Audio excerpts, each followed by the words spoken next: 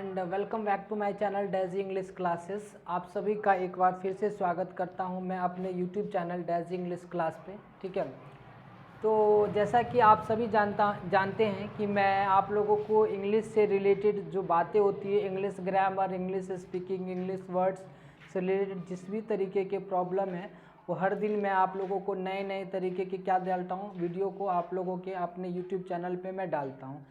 तो आप लोगों को मैं टाइम एंड टेंसेस पढ़ा रहा था। टाइम एंड टेंसेस का मैंने पार्ट 4 यानी 4 पार्ट मैंने डाल दिया है टाइम टेंसेस से रिलेटेड। टाइम टेंसेस क्या होते हैं, टाइम एंड टेंसेस क्या होते हैं, उसके पार्ट्स। ठीक है, उसमें मैंने सिंपल प्रेजेंट या प्रेजेंट इंडेफिनिट का 2-3 पार्ट बनाया है। अगर आप उस वीडियो को नहीं देखे हैं तो उसको देखिए कि प्रेजेंट सिंपल को हम किस तरीके से बताए हैं, एग्ज़ाम ओरिएंटेड व्यू के तरीके से बताया है। ठीक है, I taught you in a different aspects, different point of view. ठीक है, then where you can easily crack any exam. ठीक है, if you watch my video, ठीक है, then you will never face any problem related to I think is a present simple or a present indefinite. ठीक है, so if you didn't watch my video, ठीक है, then go to my channel Tazzy English Classes and watch the video all the 4 parts. ठीक है, thereafter you will watch this part. ठीक है,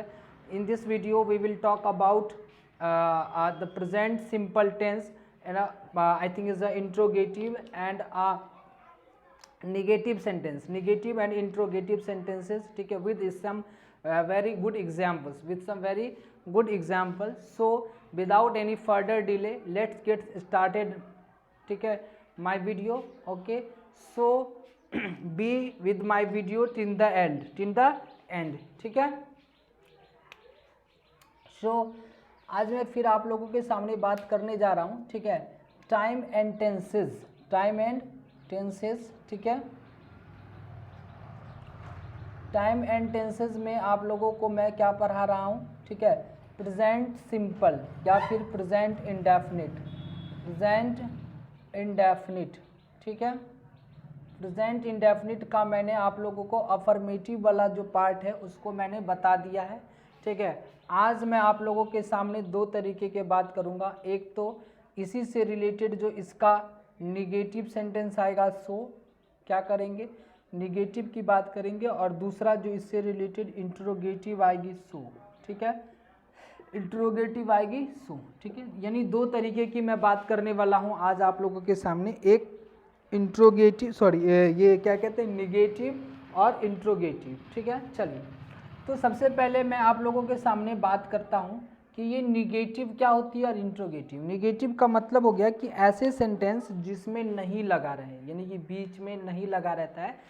तो और ऐसे सेंटेंस जिसमें क्या, क्यों, कैसे, कहाँ, ये सब सेंटेंस अगर शुरू हो तो डेट इज कॉल्ड इंट्रोगेटिव। यानी क्वेश्चन वाले जो वर्ड सेंटेंसेज होंगे वो होंगे इंट्रोगेटिव, और जो नहीं वाला सेंटेंस होगा, ठीक है, वो हमारे पास हो गए निगेटिव। इसमें इंट्रोगेटिव निगेटिव भी आ सकता है। ठीक है, चलिए तो देखिए सबसे पहले तो आपको अफर्मेटिव का जो स्ट्रक्चर मैंने आपको समझाया था वो क्या समझाया था कि प्रेजेंट इंडेफिनिट के साथ अफर्मेटिव में हम सब्जेक्ट लगाते हैं, सब्जेक्ट के साथ V1 या फिर V5 प्लस अदर वर्ड, यही लगाते हैं ना।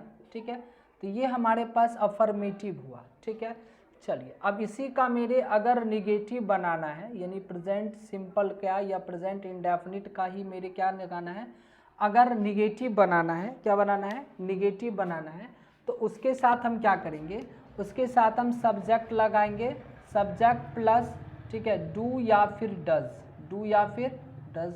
फिर वही बात, डू आपको क्या है, डू जो है वो आपको प्लूरल के लिए इस्तेमाल होगा, यानी सब्जेक्ट अगर प्लूरल है तो डू लगाएंगे, सब्जेक्ट अगर सिंगुलर है तो आपको क्या लगाएंगे, डज लगाएंगे, ये सिंगुलर के इस्तेमाल होगा। ठीक है, फिर से वही बात कि आई के साथ सर क्या लगेगा, तो मैंने आपको समझाया है कि आई जो है सिर्फ एम और वाज के साथ सिंगुलर है, बाकी हर जगह प्लूरल होता है, इस वजह आई के साथ भी आपको डू ही लगाना पड़ेगा। आई के साथ क्या लगाना पड़ेगा, डू ही लगाना पड़ेगा। ठीक है, सब्जेक्ट प्लस डू या डज, उसके साथ आपको नॉट लगाना है, क्या लगाना है, नॉट। अब एक चीज़ आपको ध्यान रखना है कि जब हम अफर्मेटिव सेंटेंस बनाते थे तो सब्जेक्ट जब सिंगुलर तो V1 और सब्जेक्ट जब सब्जेक्ट जब प्लूरल तो V1, सब्जेक्ट जब सिंगुलर तो V5।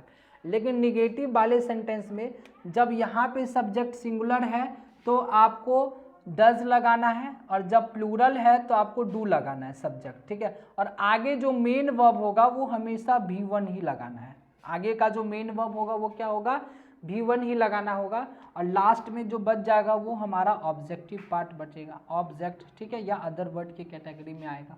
जस्ट मैं एग्जाम्पल की अगर आपके सामने बात करूँ, जैसे मैंने आपके सामने एक एग्जाम्पल आपके सामने लिखा, मैंने कहा राम, सबसे पहले मैं एक अफर्मेटिव लगा करके देता हूँ आप लोगों को, ठीक है, ताकि आप लोगों को ठीक से समझ में आए। अफर्मेटिव में मैंने कहा कि राम, ठीक है, ठीक है,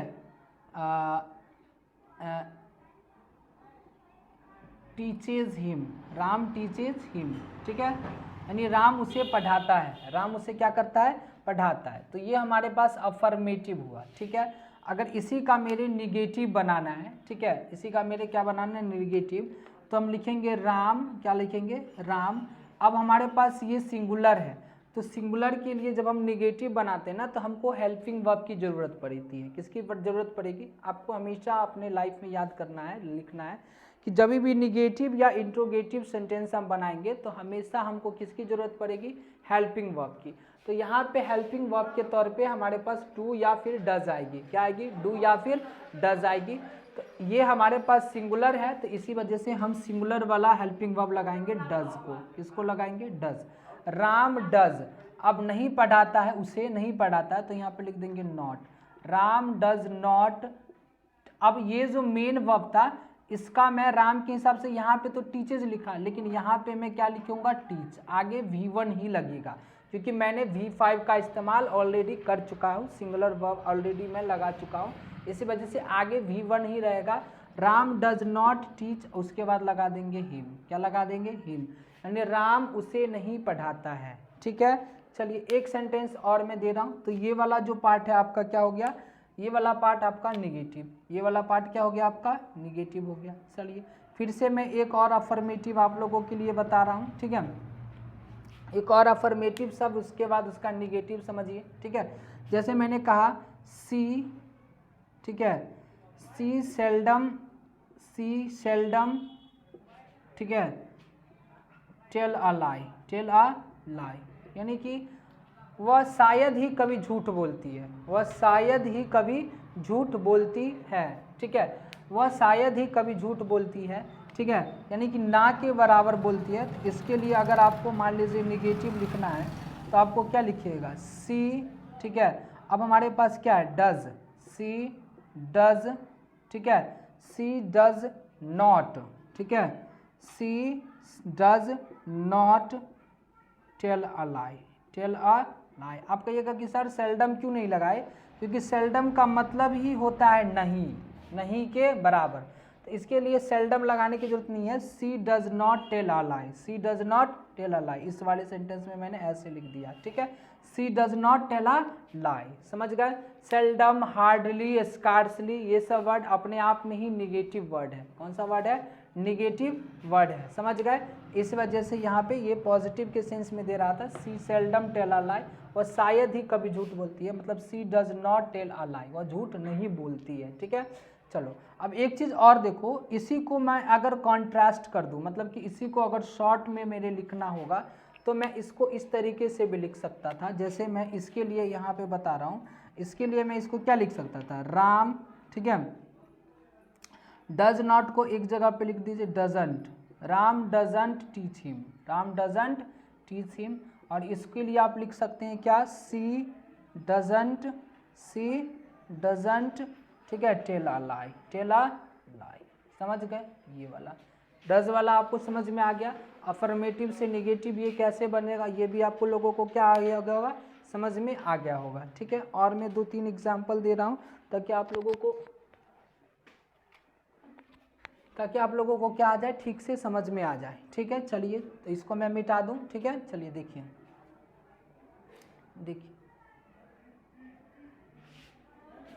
फिर से मैं आप लोगों के लिए एग्जाम्पल लिख रहा हूं। चलिए देखिए यहाँ, अब यहाँ पे क्या लिखा है, फिर से यहाँ पे मैं इसको ठीक कर देता हूँ, डू प्लस डज, ठीक है। चलो जैसे मैंने कहा आपके सामने एक एग्जाम्पल लिखा, I speak English, I speak English, यानी मैं इंग्लिश बोलता हूँ, मैं इंग्लिश क्या करता हूँ, बोलता हूँ। तो ये हमारे पास हो गया अफर्मेटिव। इसी का अगर आपको बोलना है निगेटिव तो क्या बोलिएगा, आई, ठीक है। आई के हिसाब से क्या बोला कि आई सिर्फ वाज और एम के साथ सिंगुलर, बाकी सब जगह प्लूरल। तो डू और डज में से क्या लगाइएगा, डू। तो आई डू नॉट, स्पीक है तो speak he, I do not speak English, ठीक है। ये हो गया, समझ गए। फिर मैंने एक और क्वेश्चन लिखा आपके सामने, you run fast, you run fast, यानी कि तुम तेज़ दौड़ते हो, तुम क्या दौड़ते हो, तेज़। तो ये हमारे पास हो गया अफर्मेटिव। और इसी का अगर मेरे निगेटिव लगाना तो यू, ठीक है। उसके बाद यू भी हमारे पास सिंगुलर और प्लूरल दोनों में सेम ही होता है, इसी वजह से डू लगाएंगे, you do not run fast, run fast. ये हमारे पास हो गया आपका निगेटिव, क्या हो गया, निगेटिव। तो आपने देखा कि प्रेजेंट इंडेफिनिट का अफर्मेटिव से निगेटिव कैसे बनता है, अफर्मेटिव से निगेटिव कैसे बनता है, ठीक है। अब मैं इसके इंट्रोगेटिव वाले पार्ट पे आता हूँ, किस पे आता हूँ, इंट्रोगेटिव वाले पार्ट पे। निगेटिव का तो मैंने आप लोगों को स्ट्रक्चर बता दिया, ठीक है। चलिए देखिए, निगेटिव का स्ट्रक्चर तो बता दिया, ठीक है। देखो इंट्रोगेटिव में अब हम आते हैं, इंट्रोगेटिव, INTE, इंट्रोगेटिव। देखिए इंट्रोगेटिव हमारे पास दो तरीके का आएगा, एक आएगा हमारे पास यस नो वाला इंट्रोगेटिव, और एक आएगा हमारे पास WH वाले क्वेश्चन, WH वाले क्वेश्चन। यानी यस नो का मतलब क्या हो गया कि ऐसा क्वेश्चन जिसका आंसर आप यस या नो में दे सकते हैं। और ऐसे क्वेश्चन, यस नो वाले क्वेश्चन ज़्यादातर आपको जब प्रेजेंट इंडेफिनिट की बात करिएगा तो डू और डज से शुरू होंगे, क्या होंगे, डू या फिर डज से शुरू होंगे, डू या डज। उसके बाद आपको सब्जेक्ट लगाना है, उसके बाद आपको V1 लगाना है, और उसके बाद आपको अदर वर्ड लगाना है, ठीक है। और WH वाले क्वेश्चन जैसे कि WH से शुरू होगा, जैसे व्हाट से, वेयर से, हु से, हुम से, वेयर से, ये सब से। तो इसमें जो भी पहले WH वाले वर्ड होंगे, WH वाला वर्ड, WH वर्ड देना है, और उसके बाद आपको फिर से डू या फिर डज देना है, डू या फिर क्या देना है, डज देना है। और उसके बाद फिर से आपको सब्जेक्ट देना है, सब्जेक्ट के बाद V1 और उसके बाद अदर वर्ड, समझ गए। इस दो स्ट्रक्चर, यानी कि जो इंट्रोगेटिव क्वेश्चन होंगे उसके दो स्ट्रक्चर हमारे सामने हैं। एक है यस नो वाले क्वेश्चन, इसको आप क्लोज एंडेड क्वेश्चन भी कह सकते हो, you can also say yes no question, close ended question, and this is called WH question. I hope you understood what difference between the yes no question and WH question. Yes no question are that type of question generally which we can answer yes or no, ठीक है। just anybody say do you speak English, if you speak English then you say yes I can, yes I speak, ठीक है। do you eat apple, yes I eat, yes आई ईट, समझ गए। उसमें आगे पूरे sentence को बोलने की जरूरत नहीं, yes I eat, no I do not, ऐसे बोल सकते हैं आप, ठीक है। Yes I can, yes I can not, इस तरीके से आप बोल सकते हो, ठीक है। तो यहाँ पे आपको समझ में आ गया होगा कि ये क्या होते हैं, ठीक। चलो देखो, जैसे मैंने आपको कहा कि do does plus subject plus V1 plus other word, ये हमारे यस नो वाले क्वेश्चन के लिए जस्ट मैंने आपके सामने एग्जाम्पल लिखना शुरू किया। जैसे मैंने आपके सामने एग्जाम्पल लिखा एक, ठीक है। पहले मैं अफर्मेटिव बनाता हूँ, फिर उसके बाद उसका निगेटिव, फिर इंट्रोगेटिव, ठीक है। देखो जैसे मैंने आपके सामने एक एग्जाम्पल लिखा, ठीक है, फिशेज, ठीक है, swim in the river, fishes swim in the river, ठीक है। चलिए fishes swim in the river मैंने लिखा, जस्ट सपोज करिए कि इसी को मैं अगर निगेटिव बनाऊंगा तो आप क्या लिखोगे, ठीक है। तो आप लिख सकते हो, ये हमारे पास अफर्मेटिव, इसी का अगर आपको निगेटिव लिखना है तो क्या लिखिएगा, फिशेज, ठीक है। फिशेज प्लूरल है तो लगेगा डू, ठीक है। फिशेज डू नॉट, आगे आपको स्विम V1 है तो V1 लगा दीजिए, fishes do not swim in the river, in the river, ठीक दिए। ये हमारे पास निगेटिव हो गया, ठीक है।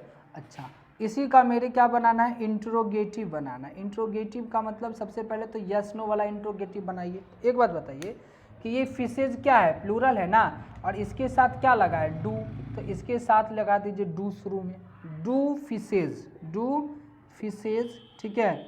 आप लगा दीजिए swim, swim in the river, in the river, समझ गए ये, ठीक। अब इसी का आपको मान लीजिए इंट्रोगेटिव निगेटिव बनाना है। इसका तो मतलब हो गया कि क्या मछलियाँ नदी में तैरती है।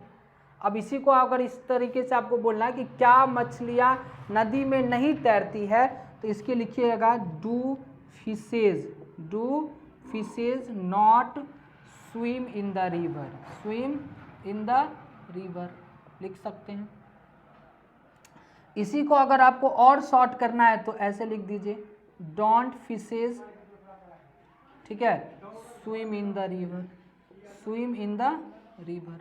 इस दोनों जो क्वेश्चन है यानी कि इसमें और इसमें अंतर हिंदी का कुछ नहीं होगा, सिर्फ लिखने का तरीका चेंज हो गया। डू और नॉट को मैंने कॉन्ट्रैक्ट मतलब ये कर दिया, कॉन्ट्रैक्शन दे दिया, कॉन्ट्रैक्शन मतलब शॉर्ट कर दिया इसको, तो ये डू और नॉट एक साथ जुट के हो गया don't fishes swim in the river, यानी कि क्या मछलियाँ नदी में नहीं तैरती है।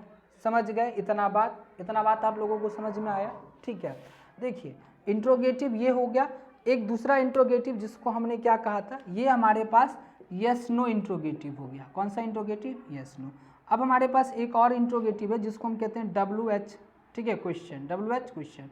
तो मैंने आप लिखा कि मछलियाँ कहाँ तैरती है, तो मतलब में लिखते हैं पहले वेयर, कहाँ के लिए ली, वेयर डू। अब मछलियाँ तो है तो एक से ज़्यादा, तो वेयर डू फिशेज,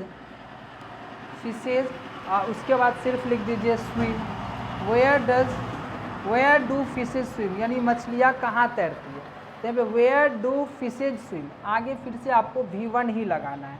फिर मैंने आपसे एक और क्वेश्चन लिखा हु, ठीक है, हु डू, ठीक है, clean the room, who do clean the room, ठीक है, क्लीन द रूम यानी कमरा कौन साफ करता है, इस तरीके से, ठीक है। अगर इसी को आपको निगेटिव भी बनाना है तो वेयर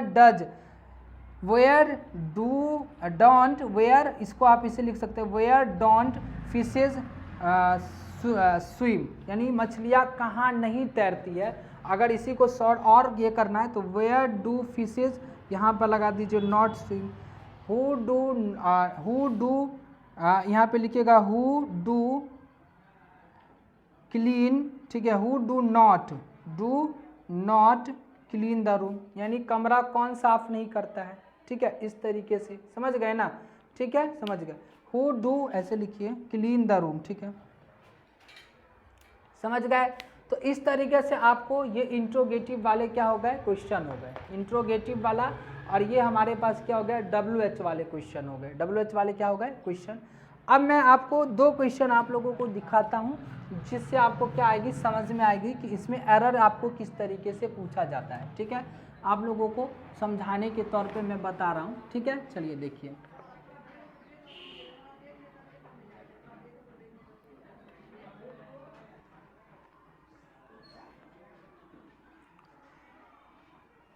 चलिए जैसे एक क्वेश्चन हमारे पास लिखा है हाउ ऑफन